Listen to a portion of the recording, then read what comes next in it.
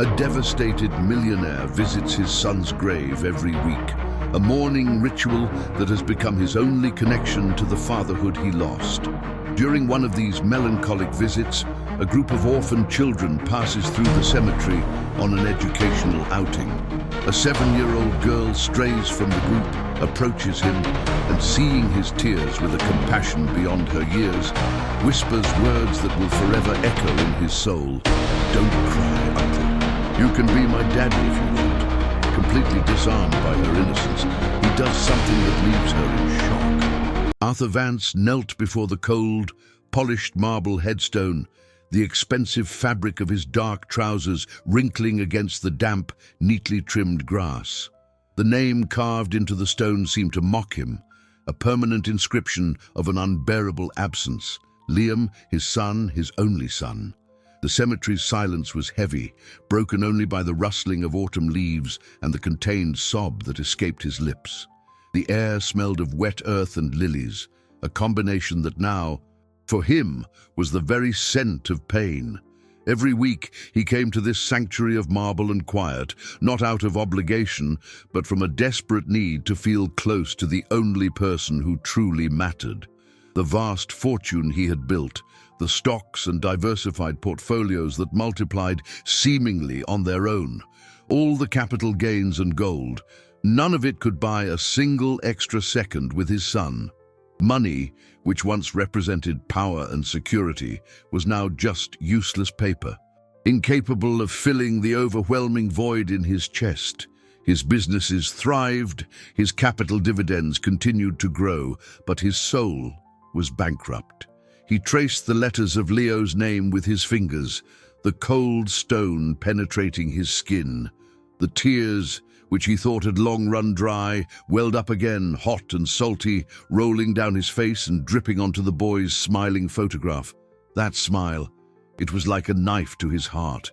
He remembered the day the photo was taken, a picnic in the park, with the golden sun bathing Leo's blonde curls. Now, all that remained were memories that cut like glass. His generosity, once a source of pride, had become a mechanical gesture.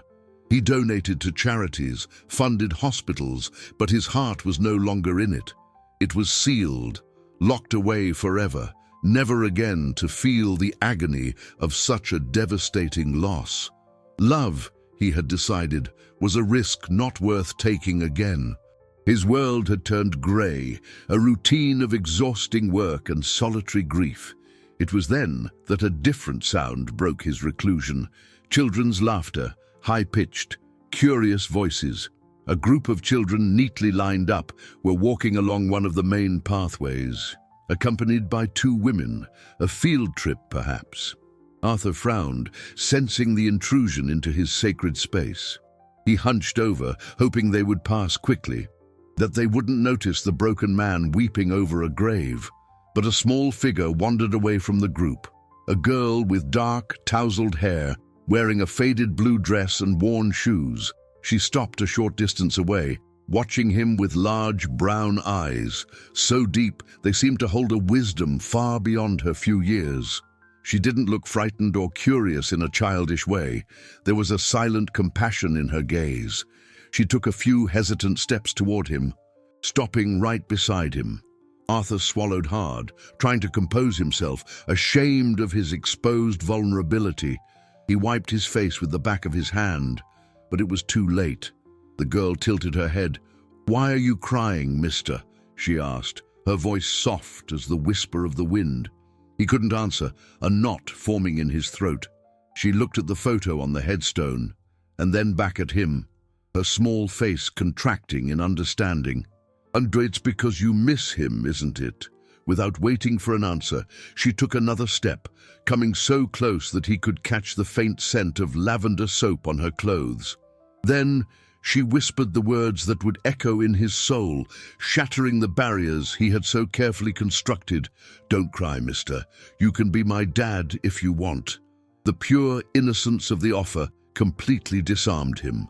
Before he could think, before his mind could raise its defenses, his body reacted.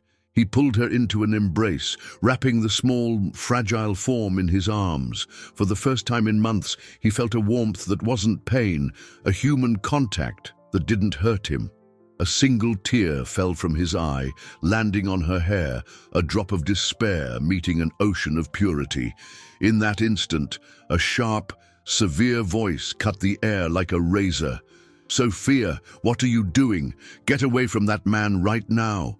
Arthur looked up, still holding the girl, and saw one of the caregivers marching toward him, her face contorted in a mask of alarm and suspicion.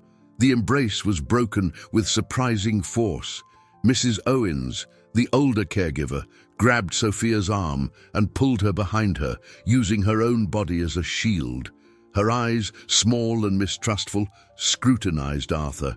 "What do you think you're doing with one of my children?" she hissed, her voice loaded with an accusation that hit him like a physical blow. Arthur stood up, awkward, mud staining the knees of his expensive trousers. He opened his mouth to explain, to say it was a misunderstanding, that the girl had just been kind, but the words wouldn't come out. The shock of that brief moment of human warmth, followed by the cutting coldness of suspicion, left him speechless. He felt exposed, judged, a rich and powerful man reduced to a suspect in a cemetery. The other caregiver, younger and with a gentler look, approached, placing a hand on Mrs. Owens's shoulder. "Calm down, Irene. Let's see what happened." But the girl, Sophia, spoke first. "He didn't do anything," she said, her voice thin but firm, trying to pull away from the woman's grip. "He was crying. I just told him he could be my dad so he wouldn't be sad anymore." The simplicity of the girl's explanation hung in the air, so pure and disarming that it silenced everyone for a moment. Mrs. Owens loosened her grip, but her face remained stern. "That's not a child's business, Sophia. You don't talk to strangers. We've talked about this." She shot Arthur one last look of disapproval before leading Sophia back to the group, who were now observing the scene with silent curiosity.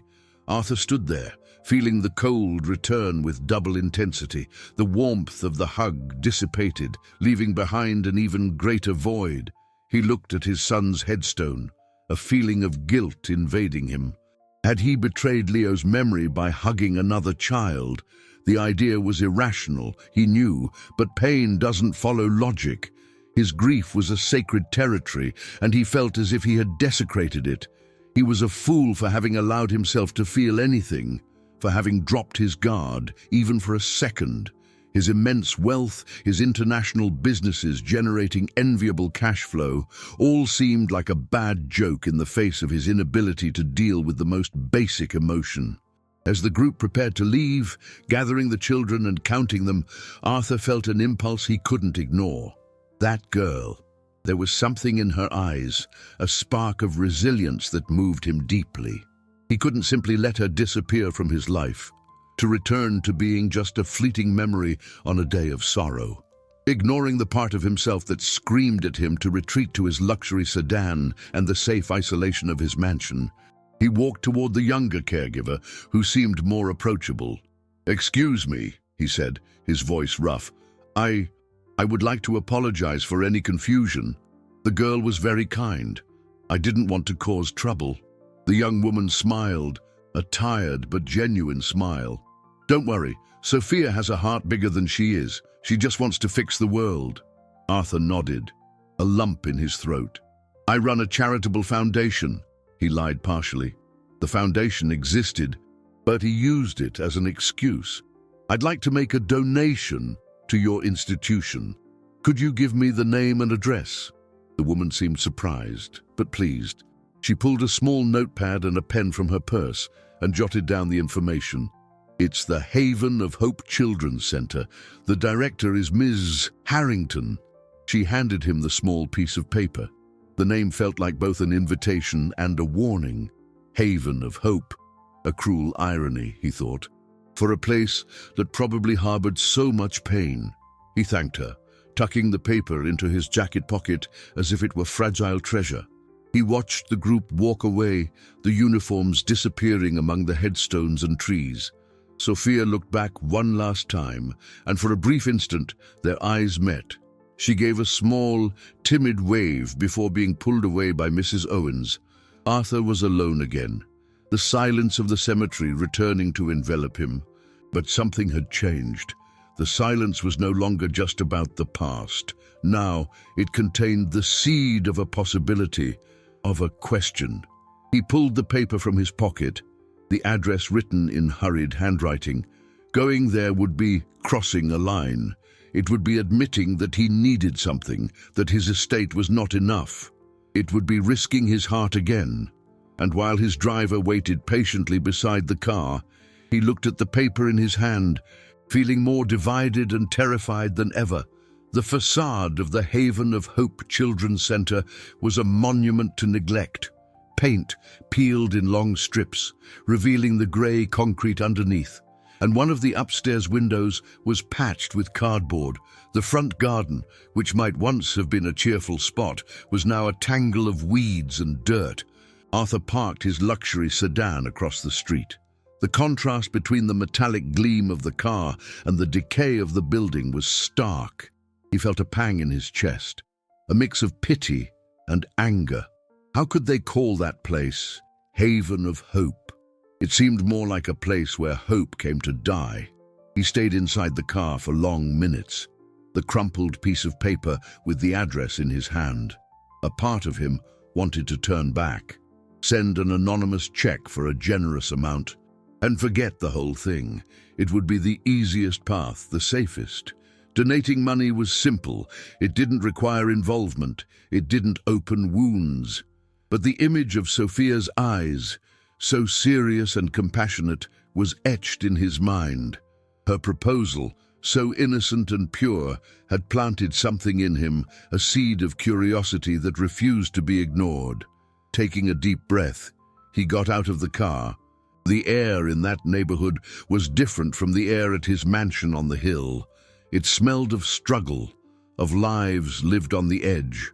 Upon entering, he was met by a dimly lit hallway that smelled of cheap disinfectant and cooked cabbage. A thin, severe-looking woman with her hair pulled back in a tight bun sat behind a metal desk. "Yes?" she asked, without looking up from a pile of papers. "I'd like to speak with the director, Miss Harrington," Arthur said, his voice sounding strangely loud in the stuffy environment. The woman finally looked up, her eyes scanning his expensive suit and polished shoes with an expression of thinly veiled disdain. "She's busy. What's this about?" Arthur felt irritation rise but contained it. "It's about a donation, a substantial donation." The word substantial seemed to have a magical effect. The woman straightened in her chair, a forced smile appearing on her lips. "Ah, yes. One moment, please." She stood up and disappeared through a door at the end of the hall. While he waited, Arthur observed the surroundings. The walls were stained, and a child's drawing, faded by the sun, was taped up, showing a crooked house with a smiling stick-figure family.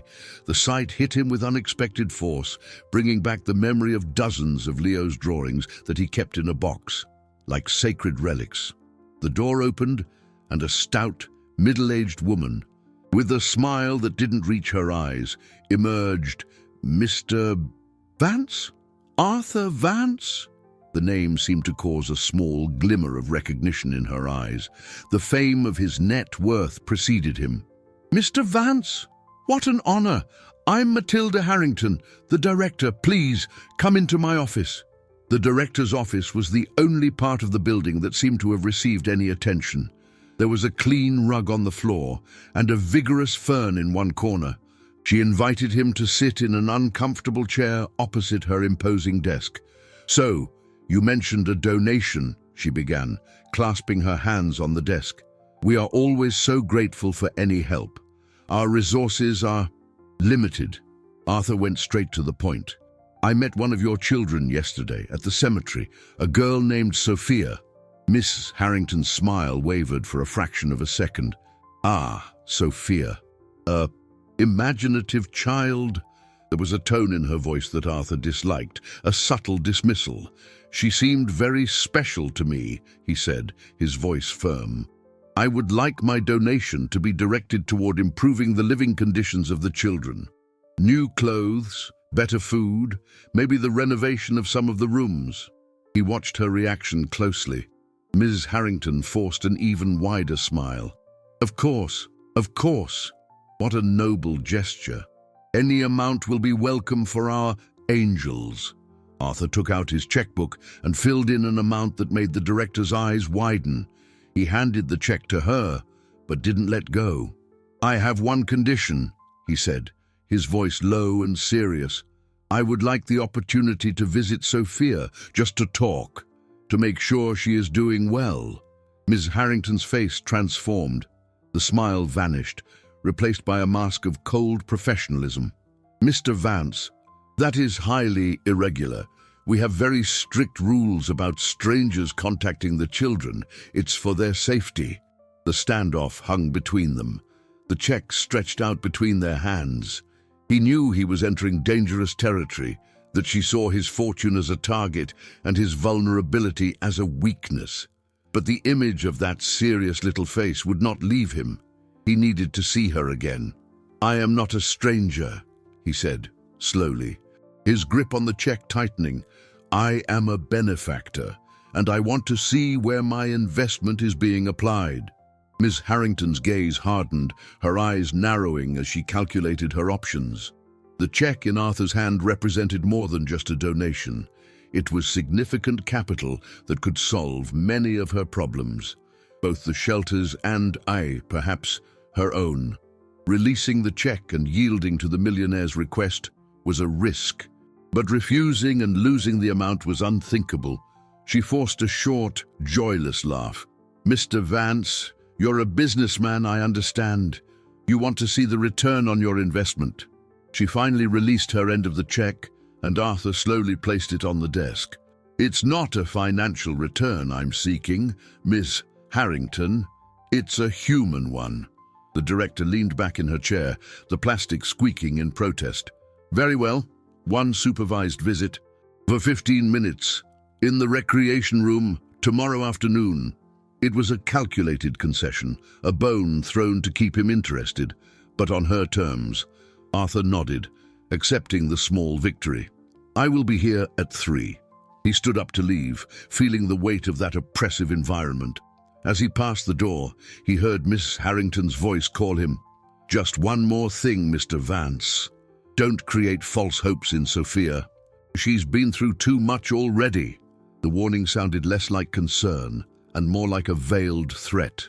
The next day, Arthur arrived promptly at 3. The smell of cabbage and disinfectant seemed even stronger.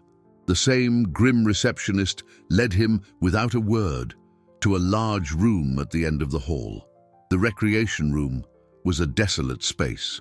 Broken and faded toys were piled in a corner, the walls bare except for a few more children's drawings. Several children were scattered around the area, some playing silently, others just staring into space, with an apathy that broke Arthur's heart. And then he saw her. Sophia was sitting alone in a corner, near a dirty window, holding a book with a torn cover. She looked even smaller and more fragile in that vast, impersonal environment. When their eyes met, a small smile illuminated her face, a sunbeam on a cloudy day. He approached and sat down in a small plastic chair next to her, feeling like an awkward giant. Mrs. Owens, the caregiver from the cemetery, stood near the door, watching his every move with the vigilance of a hawk. "Hello, Sophia," he said gently. "Hello, cemetery mister," she replied, closing the book. "My name is Arthur. I know. Miss Harrington told me. She said you are very rich." Her frankness caught him by surprise. "Well, I have some money." "Yes. Did you buy the shelter?" she asked, her eyes wide with curiosity. Arthur laughed, the first genuine laugh in months. "No, I didn't buy the shelter. I just made a donation to help fix things around here." Sophia's smile vanished. "They never fix anything," she whispered, looking at a leak in the ceiling. "They just paint over it." The bitterness in her voice coming from such a small child, was disturbing. They were silent for a moment, Mrs. Owen's presence hanging over them. Arthur wanted to ask about her life, about her parents, about how she ended up there, but Ms. Harrington's words about not creating false hopes echoed in his mind. What was he doing here, after all? Was he just torturing himself, opening a door to more pain? Your son. Did he like to read? Sophia suddenly asked, breaking the silence. The question hit him like a punch. He swallowed. Yes, he loved it. Especially adventure stories, dragons, knights, hidden treasures. I like those too, she said, holding the worn book, but I've read this one about 10 times already. An impulse took hold of Arthur. I can bring you other books, new ones, with lots of adventure stories. Sophia's face lit up again, a joy so pure and intense it almost hurt to look at. Really? You would do that? Of course, he promised, his heart tight. In that moment, he wasn't a multi-millionaire making a charitable gesture. He was just a man trying to bring a little happiness to a sad child. Time seemed to fly. Soon, Mrs. Owens approached, her face impassive. Time's up, Mr. Vance. Arthur stood, the sense of loss hitting him again. 15 minutes was nothing. He looked at Sophia. I'll be back soon, with the books, I promise. She nodded, her big, hopeful eyes fixed on him. As he left, he passed Ms. Harrington in the hallway. I hope your visit was satisfactory, she said with an ironic smile. Arthur just stared at her. It was illuminating, he replied, his voice cold. He understood now. That place wasn't a home. It was a disguised prison. And Ms. Harrington's warning wasn't about protecting Sophia. It was about protecting herself and the dark secrets those stained walls hid. In the days that followed, Arthur threw himself into a mission. He transformed his son's library, untouched since Leo's passing, into a treasure to be shared. Every book he took from the shelves was a stab of memory. He remembered reading those stories aloud, mimicking the characters' voices while Leo laughed, nestled by his side. The pain was immense, but for the first time it was accompanied by a purpose. He wasn't just reliving the loss, he was transforming it into a bridge. He bought dozens of new books, from classic fairy tales to the latest fantasy sagas, and carefully packed them into boxes. In addition to the books, he bought art supplies, board games, and even a small projector with children's movies. Each item was a small rebellion against the desolation he had witnessed at the shelter. His estate, once a source of apathy, was now a tool, a weapon against neglect. He was converting his financial capital into emotional capital. His second visit was met with the same coldness by Miss Harrington, but this time Arthur was prepared. He ignored the director and went straight to the recreation room, where Mrs. Owens waited for him with the same expression of mistrust. The children, however, reacted differently. Word that the rich mister was returning had spread. When he entered carrying the boxes, a curious silence fell over the room. Sophia ran toward him, her eyes shining when she saw what he brought. "You came!" she exclaimed, as if she didn't quite believe it. "I promised, didn't I?" he said, smiling. Together, they opened the boxes. The fascination on the faces of the other children as they saw new books with colorful covers and intact pages was moving. For the first time, Arthur saw the recreation room come alive. The children gathered, leafing through the books with reverent care, forming small groups to play the board games. The sound of timid laughter began to fill the space, replacing the apathetic silence. Arthur sat with Sophia in her corner, and she chose a book about a princess who saved herself. He began to read to her, his voice slightly shaky at first, but gaining strength with each page. He felt the eyes of the other children on them, attracted by the cadence of the story. Soon, a small circle formed around him, all listening attentively, transported to a world far from the stained walls of the shelter. Mrs. Owens watched from afar, her arms crossed, but Arthur noticed a small softening in her expression, an almost imperceptible crack in her armor of severity. He was doing more than just entertaining. He was creating a moment of normalcy, of warmth and attention, something that seemed to be a scarce commodity in that place. The visit extended beyond the 15 minutes stipulated by Ms. Harrington. Almost an hour later, when he finished the chapter, a small hand touched his arm. It was a skinny boy with crooked glasses. "Mister, are you coming back tomorrow?" The question, so simple and full of hope, hit him hard.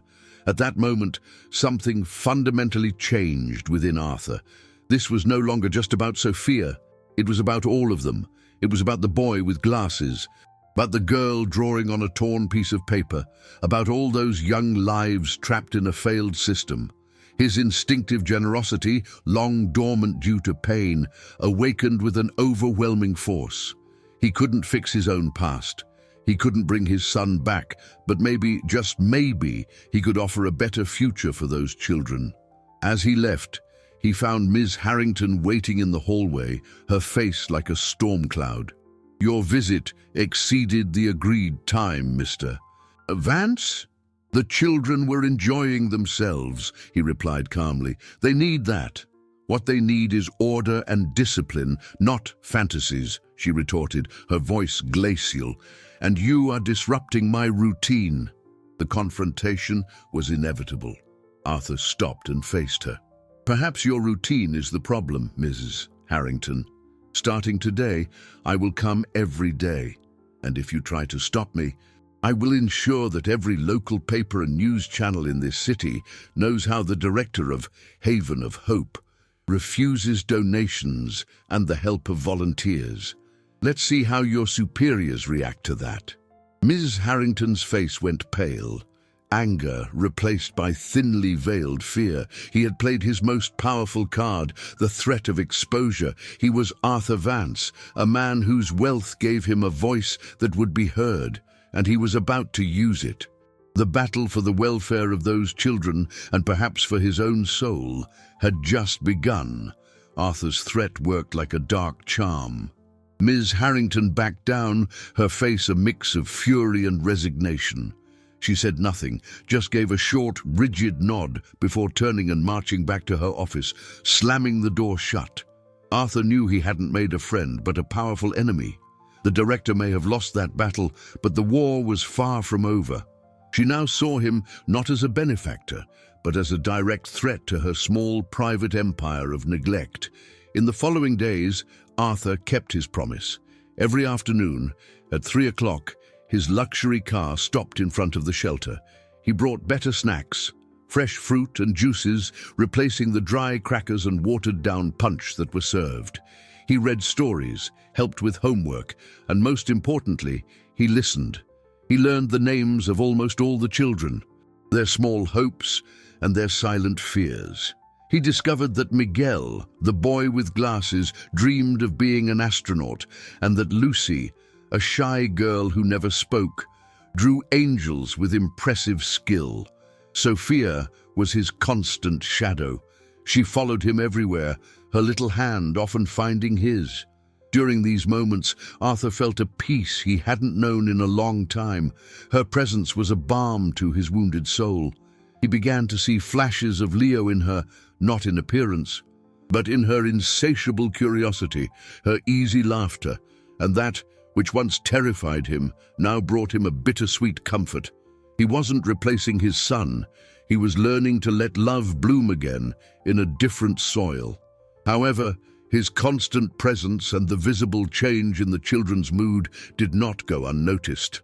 Ms. Harrington's hostility was palpable. She watched him from afar, arms crossed, her eyes full of resentment. She began to create small obstacles. The recreation rooms would be undergoing maintenance exactly at the time of his visit, or the children would have mandatory activities that couldn't be interrupted. Arthur circumvented each of them with patience and determination, using his influence and, when necessary, the veiled promise of more donations to get what he wanted.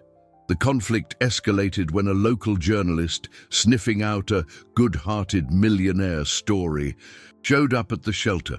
The article, which Arthur hadn't sought, ran in the weekend paper.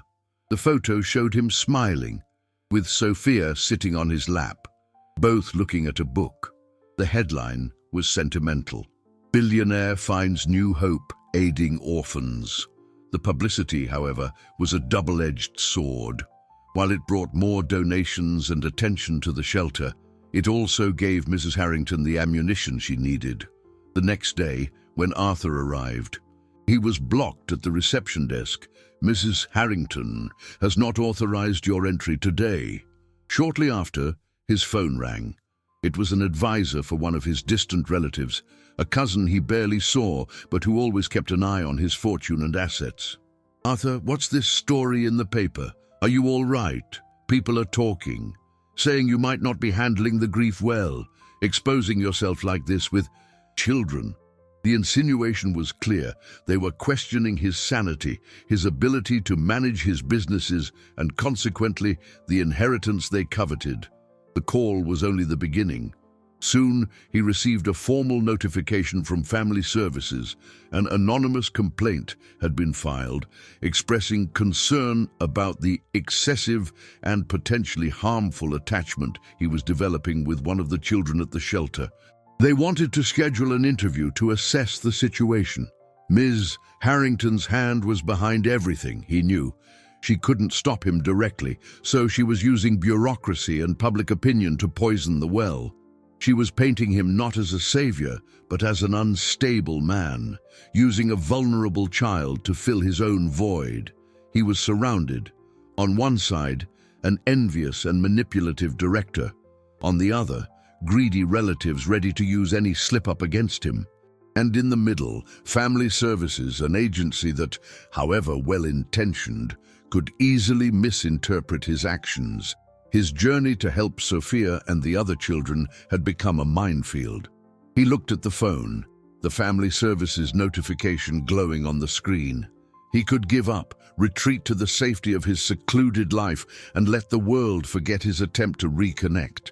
But then, the image of Sophia's face, illuminated by the promise of a new book, came to his mind. Giving up would mean abandoning her to that system, at the mercy of people like Ms. Harrington, and that, he realized with chilling clarity, was something he simply could not do. The interview with the social worker, a woman named Eleanor, was tense. The small, impersonal room in the government building seemed designed to intimidate. Eleanor, with her analytical gaze and notepad in hand, asked a series of direct and incisive questions. She questioned his motivations, the frequency of his visits, the nature of his relationship with Sophia. Arthur answered everything with brutal honesty, exposing his pain over the loss of his son and the unexpected connection he felt with the girl. He spoke about the precarious conditions of the shelter, the apathy in the children's eyes, and his genuine desire to make a difference. "I am not trying to replace my son, Ms. Eleanor," he said, his voice thick with emotion. "No one can ever replace him. I am trying to honor his memory by turning my pain into something positive." Eleanor listened in silence, her expression unreadable. At the end, she only said that the report would take some time and that, for now, his visits to the shelter were suspended until this preliminary assessment was completed. The suspension was a devastating blow. The days dragged on in torturous silence. The mansion, which was once a refuge, now felt like a gilded cage. He worried constantly about Sophia. Would she think he had abandoned her? The promise he had made to her to always return had been broken by forces beyond his control. Her absence from his daily routine left a void that was surprisingly similar to what he felt after Leo's passing. He realized, with a mixture of panic and awe, how deeply that little girl had infiltrated his heart. Desperate for information, Arthur hired a private investigator, a discreet and efficient former police officer named Miller. The task was simple: find out everything about the Haven of Hope Children's Center, about Mrs. Harrington, and especially about Sophia's history. He needed weapons to fight the system, and the truth was the most powerful of all. A week later, Miller handed a brown envelope to Arthur in his office. The content was more shocking than he could imagine. The report detailed a pattern of neglect at the shelter that went far beyond the stained walls.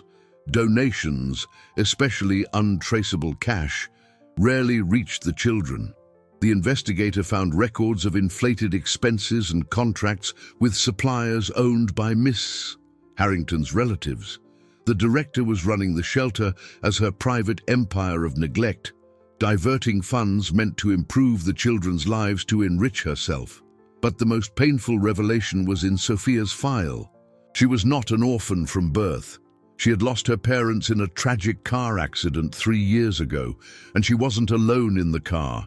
With her was her older sister, Clara, who was 13 at the time. In the confusion following the accident, with no immediate next of kin, the sisters were separated by the system. Clara, being older, was sent to a teenage facility, while Sophia, only 4 years old, went to Haven of Hope. Soon after, Clara was adopted by a family in another city, and contact between the sisters was completely lost. The system, in its bureaucratic efficiency, had severed the only remaining family tie Sophia had in the world. Arthur sat in his leather chair, the report trembling in his hands. The pain of that revelation hit him on a visceral level. He, who knew the agony of losing a piece of his family, could imagine the terror of those 2 girls being separated at the moment of greatest vulnerability. Sophia's sadness, the wisdom in her eyes, everything made sense now. She wasn't just an orphan. She was a sister who had lost her other half. Her proposal in the cemetery, "You can be my dad if you want," gained a new and moving significance. It wasn't just the desire for a father, it was the desire for a family, for a connection that had been brutally ripped away from her. The anger boiled within him, a cold, clear fury. This was no longer about charity or overcoming his own grief. This became a matter of justice. He needed not only to save Sophia from that corrupt shelter, but also to try to fix what the system had broken. He looked out the window of his office, at the city stretching out below. Somewhere, in that vastness of lights and shadows, was Clara, Sophia's sister. Finding her would be the next step. But as he made that decision, his phone rang. It was Eleanor, the social worker. Her voice was urgent. "Mr. Vance, I need you to come to the municipal hospital immediately. It's about Sophia. She's sick, very sick." Arthur's heart froze.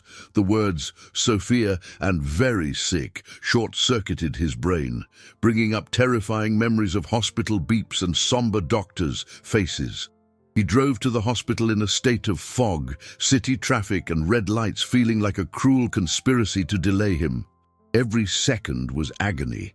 He found Eleanor in the pediatric emergency waiting room, her professional demeanor replaced by an expression of genuine concern.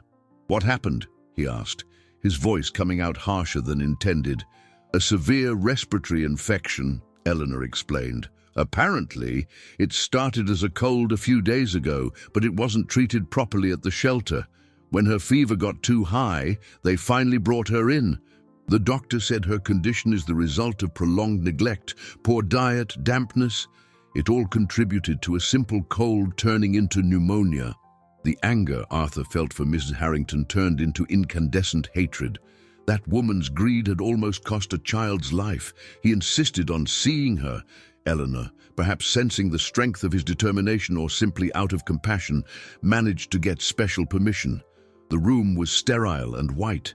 Sophia looked tiny in the large hospital bed, her little face pale, her dark hair spread on the pillow.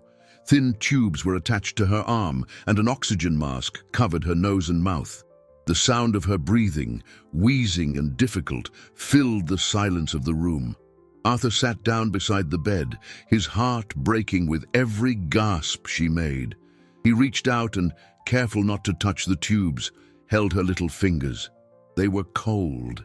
He remained there for hours, a silent vigil, as night fell over the city. He didn't pray.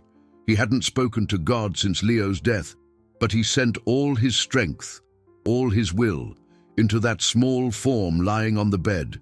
He promised himself, in a silent oath, that if she got well, he would move heaven and earth to get her out of that shelter. While the anguish of Sophia's illness consumed him, Miller, the investigator, continued his work.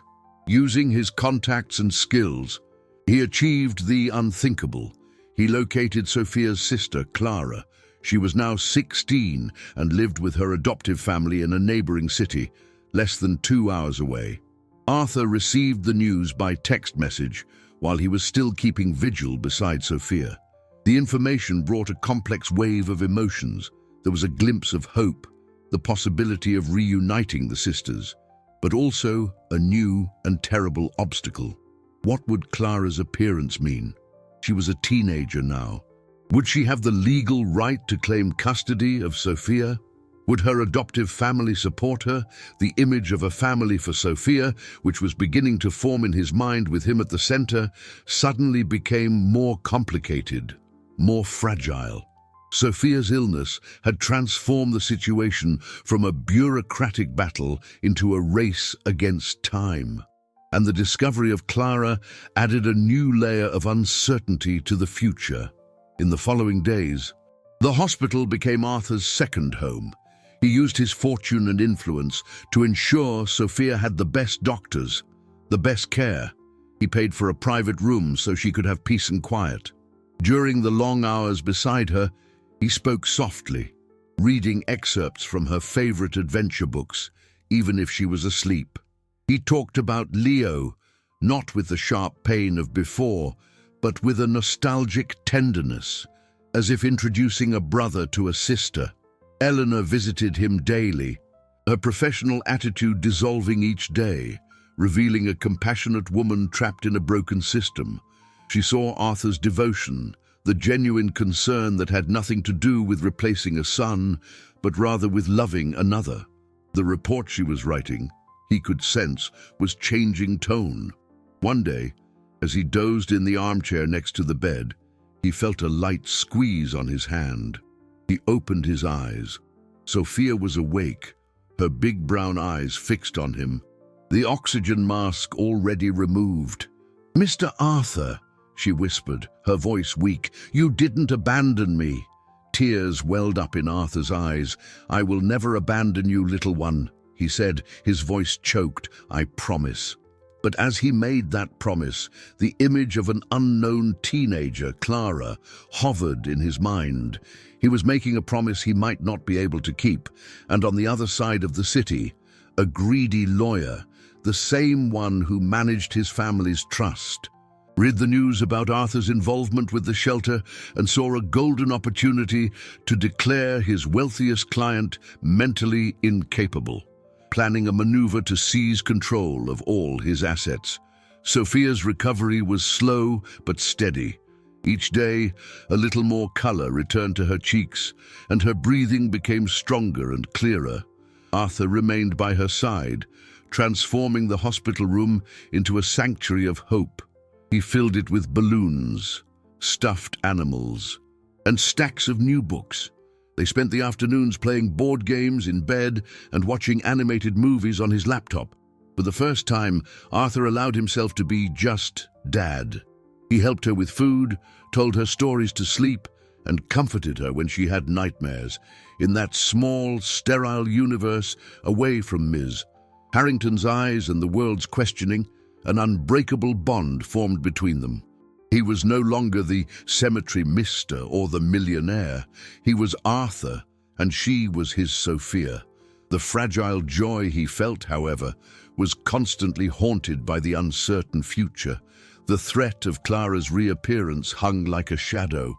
He asked Miller to be extremely cautious, to investigate the teenager situation without making direct contact. He needed to know more about her and her adoptive family before taking any action. Meanwhile, Miller's investigation into the shelter produced irrefutable evidence of Ms. Harrington's corruption. Bank statements, testimony from former employees, falsified invoices. Arthur handed the complete dossier to Eleanor, the social worker. She was shocked, but not entirely surprised. "I always suspected something was wrong there," she admitted, "but I never had concrete proof."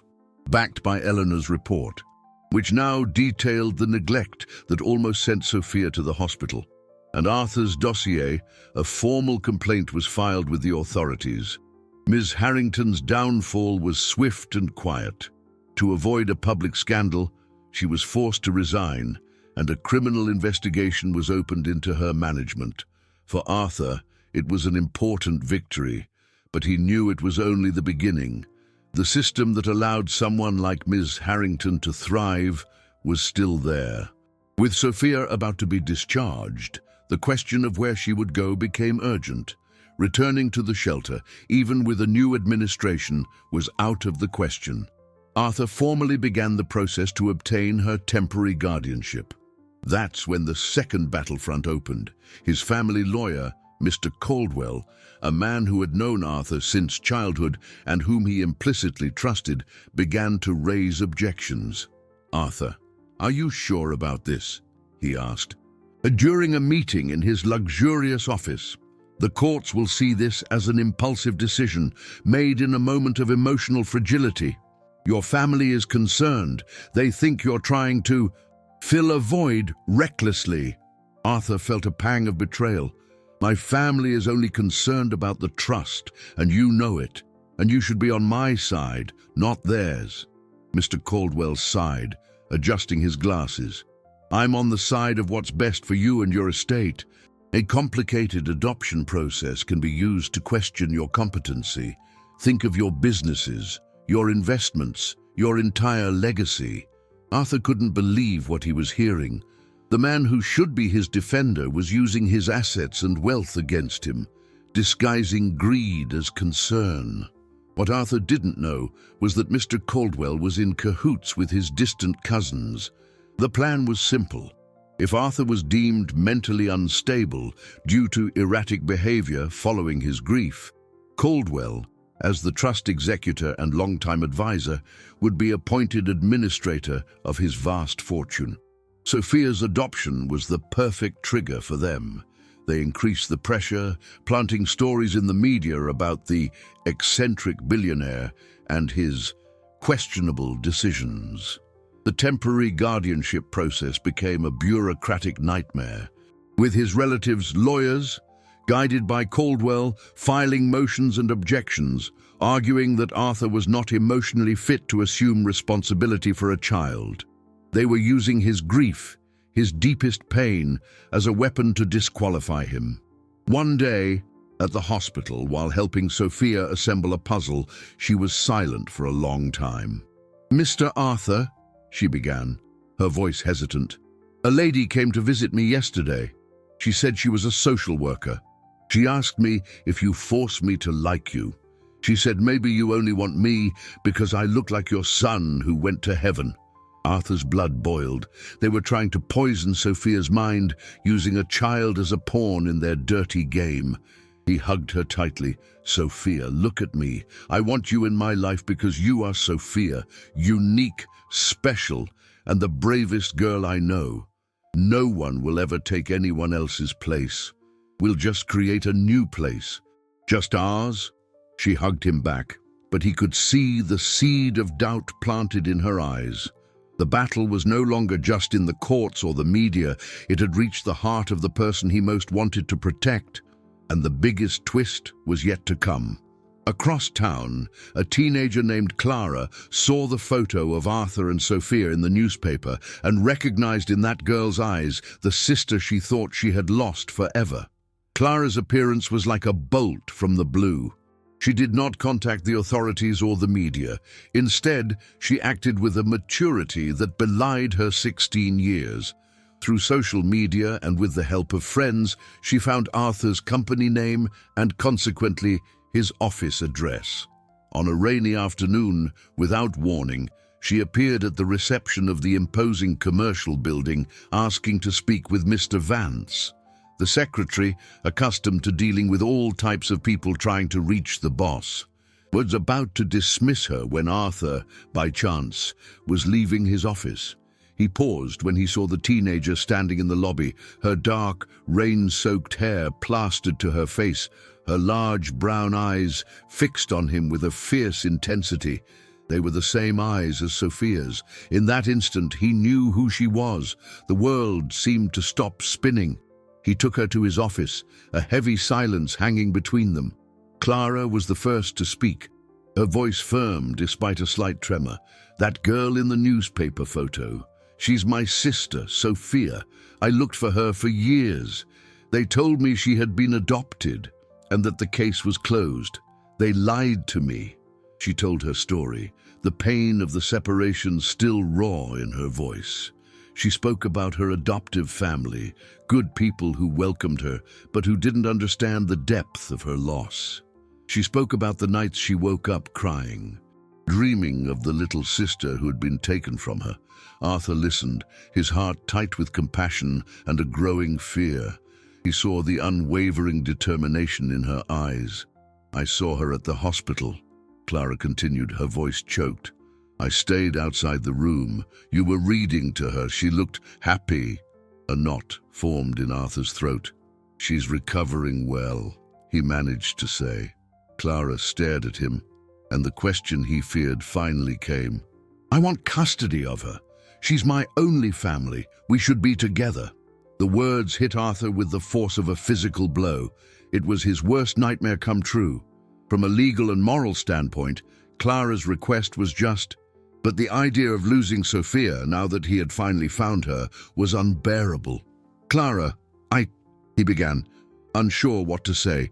"I know you have a lot of money, a fortune, probably. But that doesn't give you the right to keep my sister," she interrupted him, pain turning into anger. "She's not an object you can buy to fix your broken heart." The accusation, so similar to the insinuations of his relatives and Caldwell, hurt him deeply. He took a deep breath, fighting to remain calm. "It's not about money, Clara, and it's not about fixing my heart. It's about Sophia, about what's best for her." Clara's arrival complicated the legal scenario unimaginably. Now, it was no longer Arthur against the system and his greedy relatives. It was two worlds colliding over the future of one girl. On one side, a billionaire with unlimited resources, but with questioned motivations. On the other, a biological sister with an undeniable blood tie, but who was, herself, a minor, living with adoptive parents. Mr.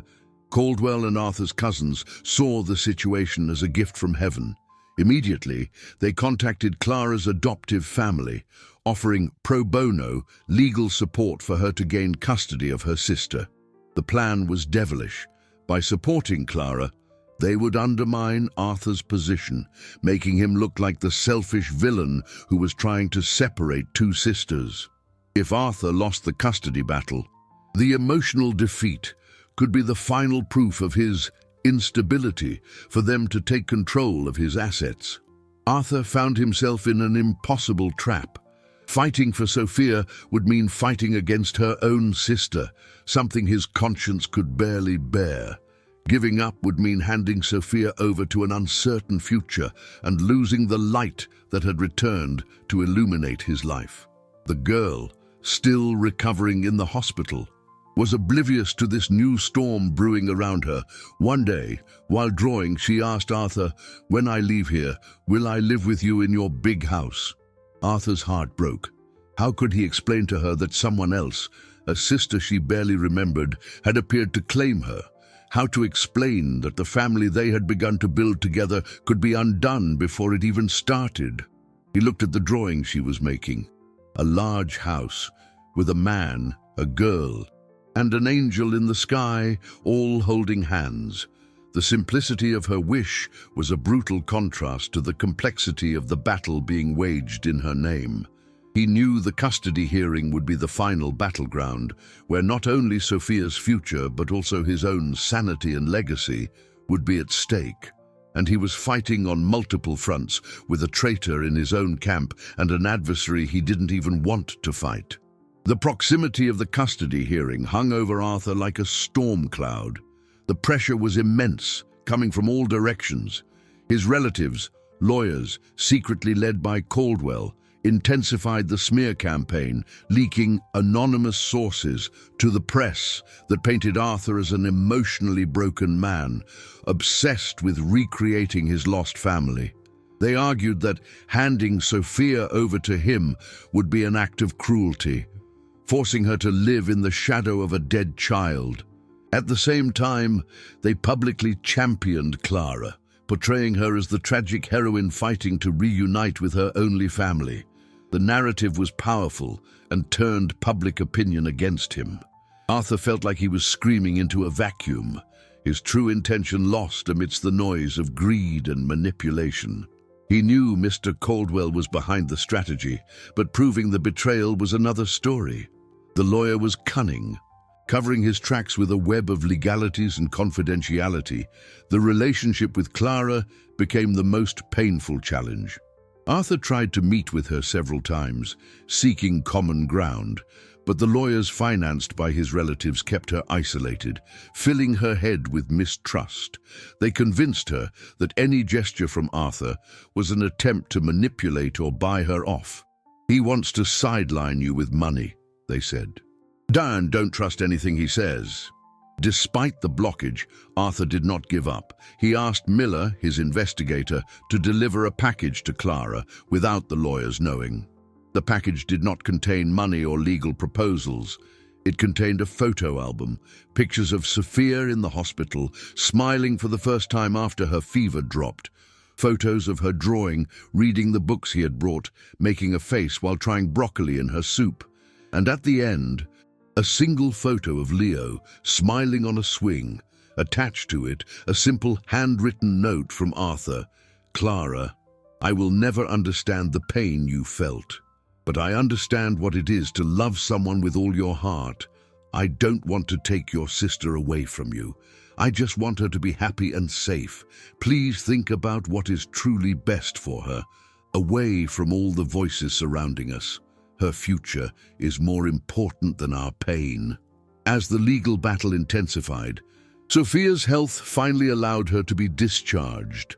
With the custody hearing imminent, the judge made a provisional decision. Sophia would stay in a neutral foster home, a supervised environment, until a final decision was made. The news was a blow to Arthur. Seeing her taken away by a social worker from the safe environment he had created in the hospital to an unknown place was one of the hardest things he had ever faced. He promised her it would be for a short time, but the fear in her eyes showed that her confidence was shaken. "Are you going to visit me?" she asked, her voice small and trembling. "Every day they allow me," he swore. The visits were short and supervised. Sophia was quieter, more withdrawn. The doubt they had planted in her mind was growing in that impersonal environment. "The lady at the home said, 'Maybe I'll live with my sister,'" she told him one day, in a whisper. "I don't remember her. I remember you." Sophia's confession gave Arthur the strength he needed. He realized he couldn't win that battle only with logic and financial resources. He needed to fight with his heart. He focused his energy on proving the truth, not just about his intentions, but about those who were conspiring against him. Miller worked tirelessly and finally found a loophole. He discovered a series of encrypted emails between Mr. Caldwell and Arthur's cousin, openly discussing the strategy to declare him incompetent and seize control of his net worth. It was the proof he needed, the smoking gun that would expose the entire conspiracy. With this new evidence in hand, Arthur felt a wave of determination. The final hearing would not just be about Sophia's custody, it would be about exposing the truth, defending his honor, and fighting for the right to build a new family, not out of necessity, but out of pure and unconditional love. He looked out the window of his office, the envelope with the evidence on his desk. The storm was reaching its peak. He only hoped that when it was all over, there would still be something left to rebuild. The day of the final hearing arrived under a grey, oppressive sky, a perfect reflection of the turmoil of emotions inside Arthur. The courtroom was packed.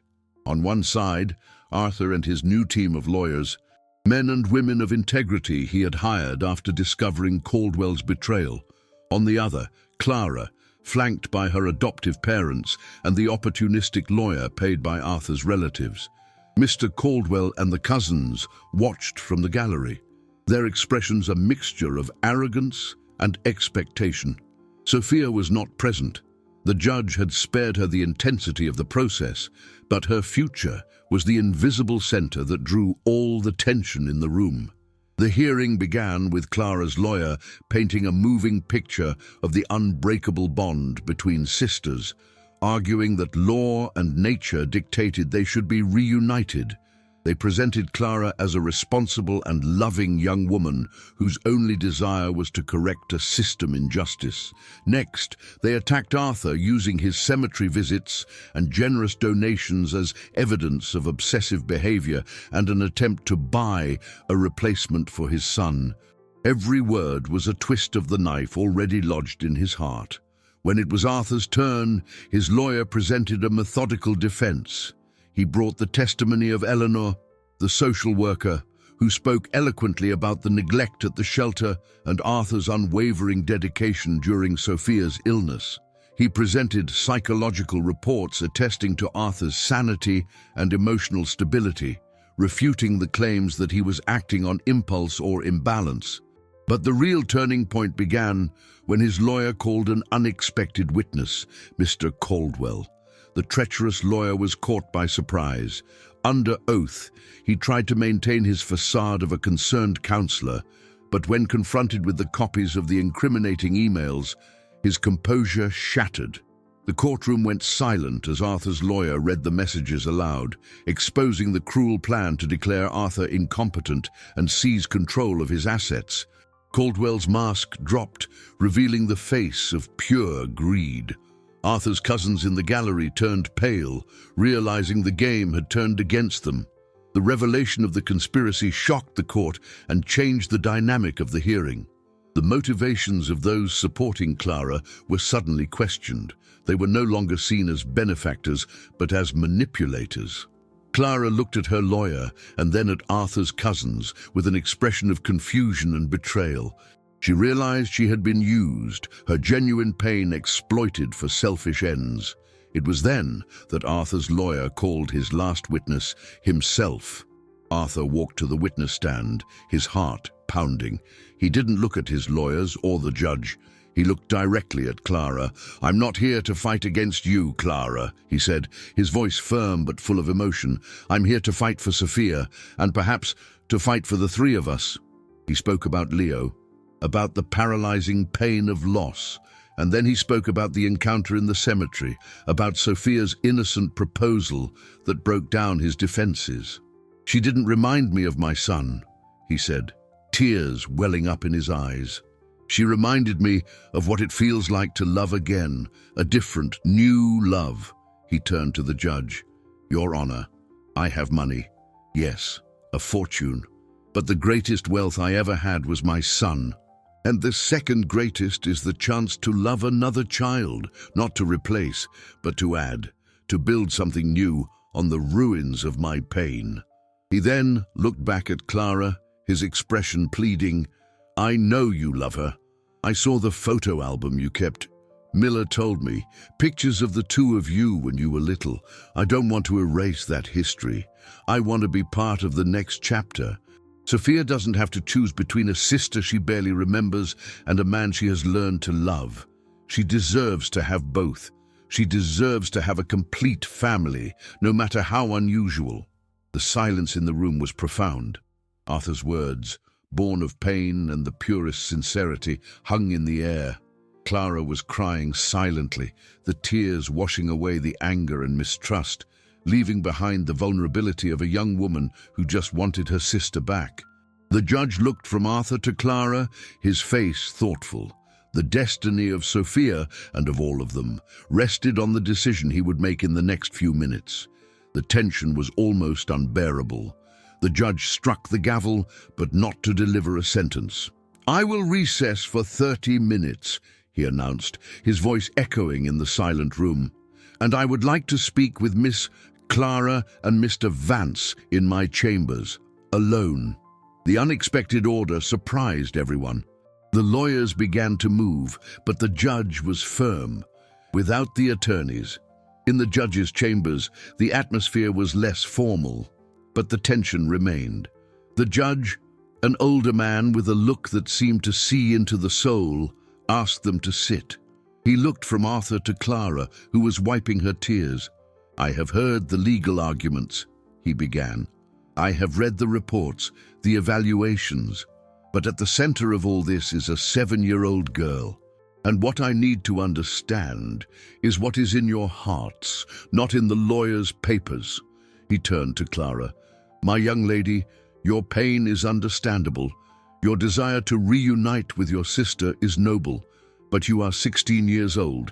Do you understand the responsibility of raising a child, especially one who has been through what Sophia has?"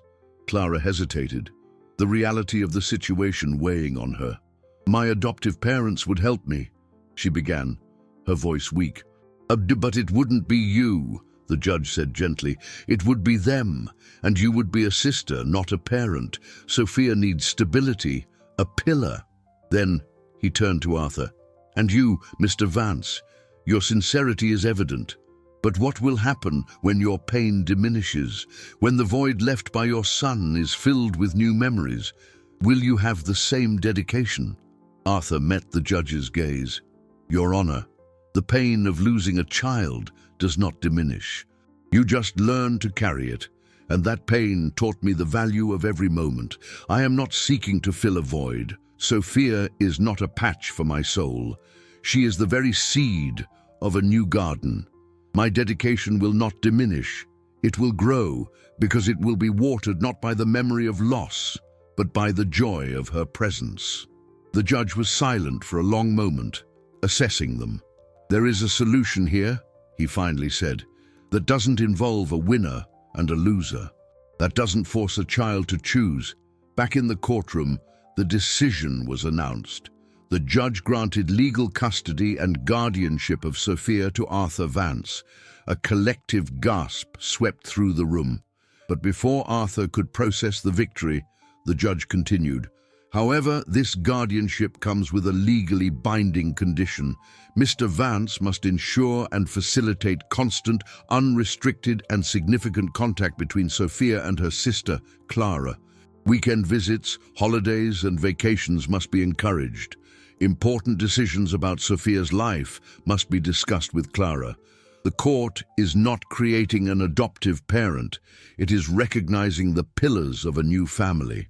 The solution was wise and compassionate. It wasn't about possession, but about connection. Clara looked at Arthur, her eyes full of tears. But this time, they were tears of relief. The battle was over, and no one had truly lost. Arthur's cousins and Caldwell left the courtroom in silence, defeated and exposed. Justice would soon reach them, both legally for attempted fraud and socially for public dishonor. The first meeting of the three Das without the pressure of the court was the next day at the neutral foster home. Arthur arrived first. Shortly after, Clara appeared, brought by her adoptive parents, who looked at Arthur with new respect. When Sophia was brought into the room, she stopped at the doorway, looking at them with uncertainty. First, she ran to Arthur, hugging his legs tightly. He picked her up, his heart overflowing. "I told you I wouldn't abandon you," he whispered. Then he put her down and knelt beside her. "Sophia, this is Clara. She is your sister." Sophia looked at the teenager, who knelt down too, her face wet with tears. "I know you don't remember me," Clara said, her voice trembling. "But I never forgot you." She took an old, faded photo from her pocket. It showed two little girls, the older one hugging the younger, both smiling at the camera. Sophia took the photo, her little fingers tracing the outlines of the faces. She looked from the photo to Clara and back to the photo. A flash of recognition, a long-buried memory, shone in her eyes. She said nothing, but reached out her free hand and touched Clara's face. It was a beginning, a hesitant first step on the long journey of rebuilding what had been broken. Arthur watched, not as an intruder, but as the bridge that united those two souls. The family he had imagined was becoming a reality, in a way richer and more complex than he had ever dreamed. His first victory was complete. 6 weeks passed since that transformative encounter in the cemetery. The transition was not without challenges, but it was permeated by an undercurrent of healing and discovery. Arthur's immense mansion, once a silent mausoleum dedicated to memory, now echoed with the sounds of life, children's laughter, the sound of cartoons on television, and even the occasional argument about which book to read before bedtime. Sophia adapted to her new life with the remarkable resilience of children. Her room, decorated in shades of lilac and yellow, her favorites, was full of books and toys. But her greatest treasure was a box of photos Clara had given her, images of a life she was slowly beginning to recall. Clara became a constant presence. She spent most weekends with them, and the bond between the sisters flourished daily. They shared secrets, painted together, and sometimes Arthur found them simply sitting in silence, holding hands, as if recovering years of lost contact. Arthur, in turn, learned to navigate the complex dance of being a father and a facilitator. He never tried to take anyone's place, but rather to create a safe space for everyone to be themselves. The family they formed was unusual: an adoptive father, a daughter, and an older sister who was almost a co-parent, but it worked, united by a love that surpassed biology and tragedy. Arthur's final victory was not just personal. True to his promise to honor Leo's memory, he used a significant portion of his fortune to establish the Liam Vance Foundation. The goal was not just to donate money, but to completely restructure the city's childcare system. The foundation's first action was to take over the management of the former shelter. Under new direction, the Haven of Hope was transformed. The walls were painted bright colors, the rooms renovated, and the smell of cabbage was replaced by that of home cooking. They hired more caregivers, psychologists, and tutors. It became, in fact, a place of hope. Arthur was there not as a distant benefactor, but as an active president, ensuring that the neglect that almost cost Sophia her life never happened to another child. His vast experience in business and asset management was redirected to a purposeful cash flow, ensuring the profitability and sustainability of a project that yielded dividends of pure humanity. The story ends on a sunny Sunday afternoon, back at the place where it all began, the cemetery. But the atmosphere was different. Arthur walked among the headstones hand in hand with Sophia. She carried a small bouquet of daisies, her favorite flowers. Clara walked beside them, her arm intertwined with Arthur's. They stopped before the polished marble headstone. The name Liam no longer seemed like an accusation, but a serene presence. Sophia placed the daisies next to Leo's smiling photograph. She looked at the photo and then at Arthur. "Would Leo have liked me, Daddy?" she asked, the word Daddy sounding natural and right on her lips. Arthur crouched down, his eyes tearing up. "He would have adored you," he replied, his voice thick. "He would have loved having such a brave little sister." He was no longer crying from solitary grief, but from overwhelming gratitude. The grave that was a sanctuary of pain was now a meeting place between the past and the future, a place where the memory of a son was honored not with tears of loss, but with the joy of a new family. The millionaire who had lost the will to live found a new purpose, discovering that the greatest investment one can make is not in the stock market or cryptocurrencies, but in the heart of a child. The girl who offered her fatherhood to a weeping stranger found not only a father, but rediscovered the sister she thought she had lost forever. And the sister who fought to reunite her family discovered that family can grow in unexpected ways, becoming even stronger.